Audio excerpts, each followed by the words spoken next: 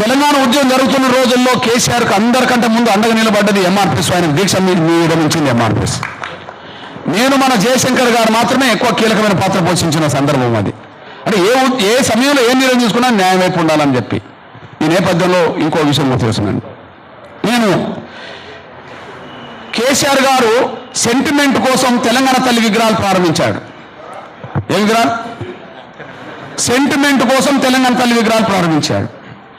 ఆ తల్లి ఎవరో వాళ్ళెవరో ఆ రూపం మీద మనకు తెలియదు. కానీ ఆ మధ్యకాలంలో టీవీ వాళ్ళు కవితను అడిగిండ్రు, అమ్మ తెలంగాణ తల్లి విగ్రహం అంతా నీ రూపం ఉన్నది ఏంటి అని.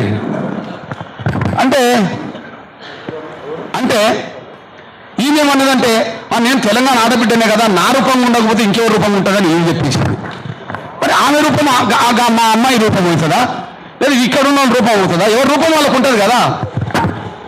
అప్పుడు నేను తెలంగాణ తల్లి అంటే ఉత్త బొమ్మ కాదు, మా చాకలైలన్నీ మాకు తెలంగాణ తల్లి అని రాశాను. ఇది ఇప్పటిది కాదు,